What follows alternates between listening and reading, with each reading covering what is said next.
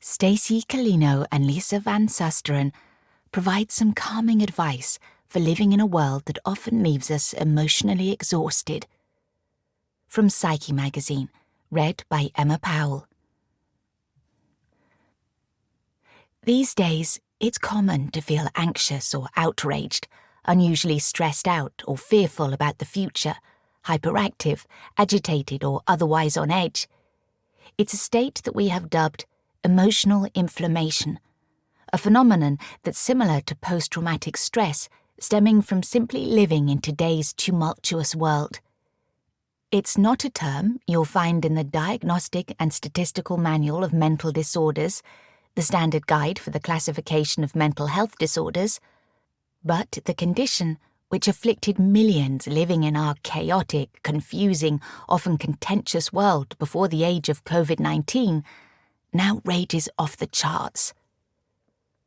There's plenty of support for the concept of emotional inflammation because, as with the physical inflammation that occurs in response to, say, an injury, emotional manifestations can also make us feel hot, irritated, uncomfortable, and can even be painful. It can make moving through everyday life more difficult and leave us feeling tired or depleted. Plus, a substantial body of scientific evidence now links negative emotions to the kind of chronic, invisible, systemic or internal inflammation that's associated with life-threatening illnesses such as heart disease and stroke, diabetes, and certain forms of cancer. A recent study, for instance, revealed that adults who experienced considerable anger over the course of a week had higher blood levels of interleukin-6, a marker of chronic low-grade inflammation.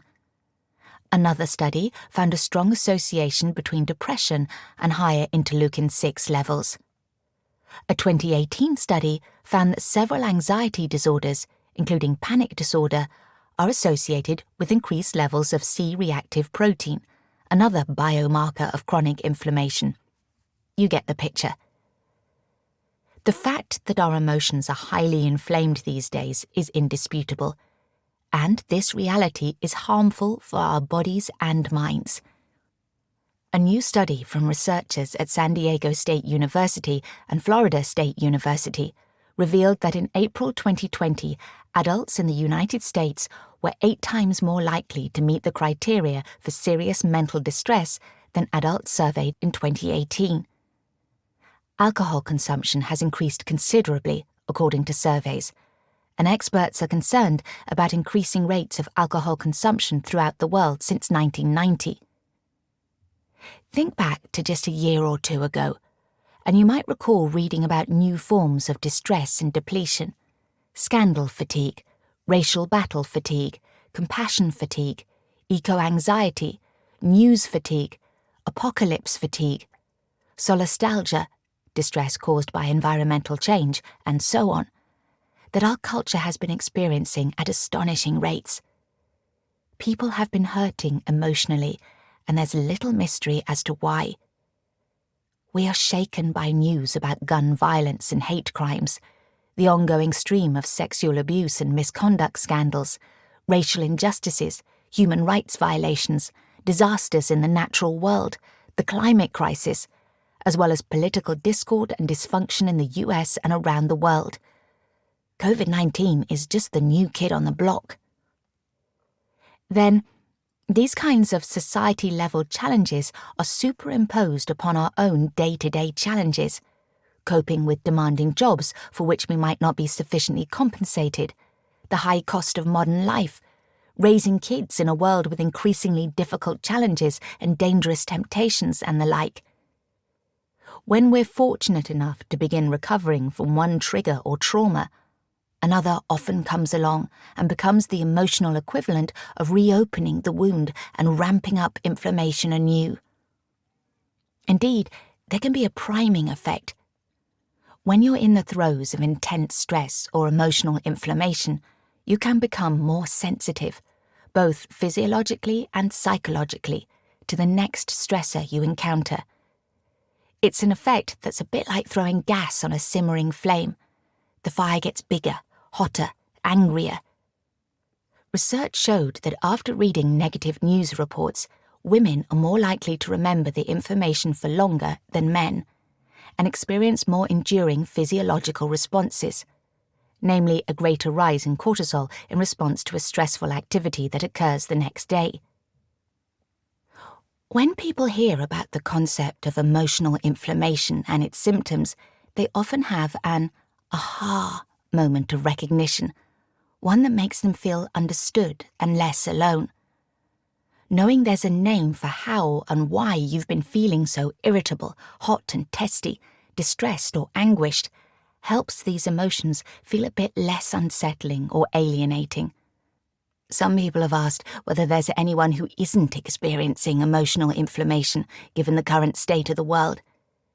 Maybe if you lived in an isolated cabin in the woods and avoided all media exposure, you would be protected from emotional inflammation. But that's not an experience most of us have or want. As uncomfortable as emotional inflammation can feel, it's a natural or appropriate response to the conditions we've been living with in recent years. However, that doesn't mean you have to be at its mercy, nor do you want to be, because it can have insidious ripple effects on your physical, psychological, and spiritual well-being in just about every conceivable way. The key is to help yourself recover from emotional inflammation, just as you would if you suffered physical inflammation after spraining your ankle or bruising your knee. The good news is, with conscious effort, emotional inflammation can be managed and alleviated from the inside out and the outside in.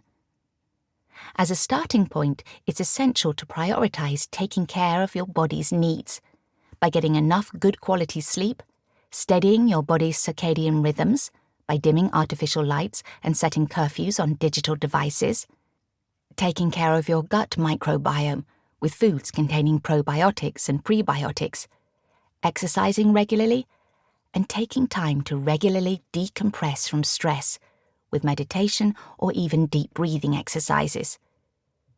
These steps will help reduce the heat and swelling from emotional inflammation, allowing you to restore a foundation of calm and healing. Here are 5 more strategies to help you reclaim your equanimity.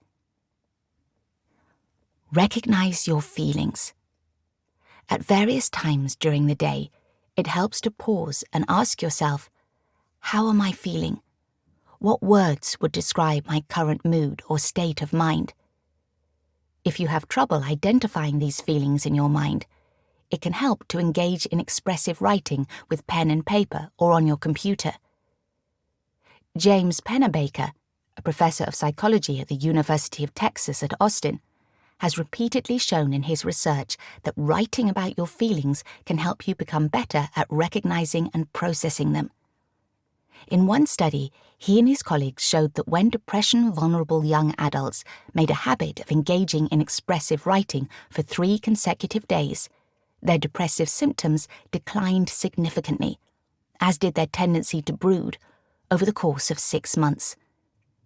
If you need some prompts to get going, ask yourself, what am I thinking about or worrying about excessively? What have I dreamt about that has stuck with me? Reality check your thoughts. Your thinking style can either ratchet up your emotional inflammation or help dial it down. Think of this as akin to choosing between applying heat or ice to a sprained ankle. Heat would increase blood flow to the area and exacerbate the swelling, not what you want, whereas cold and compression would be more therapeutic. To prevent your thoughts from spiraling out of control into worst-case scenarios or what-if propositions, use critical thinking skills to evaluate them. Ask yourself, what evidence suggests this thought is true? Are there other ways I could look at the situation? Simply put, the way you appraise your thoughts and feelings can influence how they affect you. For example, a 2017 study found that when people's mindsets were manipulated by film clips that featured a stress is enhancing message before they participated in a mock job interview, the participants experienced sharper increases in positive mood, greater cognitive flexibility, and greater attention towards positive stimuli than those who were manipulated with a "stress is debilitating" message before the mock interview. This is just one example of what's called cognitive reframing, a cornerstone of cognitive behavioral therapy, which helps people change the way they think and behave to alter how they feel. Limit your media exposure. When we're subjected to a continuous influx of disturbing or alarming news, that information overload can easily upset our emotional equilibrium, just as immersing a wound in seawater can increase physical inflammation and impede healing. A 2017 survey by the American Psychological Association involving 3,440 adults in the US found that 56% of people reported that following the news closely caused them stress. More recently, a group of psychologists warned that repeated media exposure to news about a community crisis could prevent a risk of psychological distress, including increased anxiety and heightened stress responses that could lead to symptoms that are similar to post-traumatic stress. Granted, the threshold of information overload varies from one person to another, so it's important to identify your personal tipping point and prevent yourself from reaching it. You can moderate the amount of upsetting or alarming information that comes your way by putting yourself on what we call a media diet, resolving to read the news only in the morning, or setting limits on how frequently you check news feeds, or giving yourself entirely news-free days. Connect with nature and awe. The scientific literature is filled with studies illustrating how experiencing or even viewing scenes from nature relieves stress and physical pain, enhances attention and cognition, and provides other mind-body benefits. So, take a walk in the park, the woods, a garden, or near a body of water, and soak in the sights, sounds, and smells of plants and trees, wildlife, and other natural elements.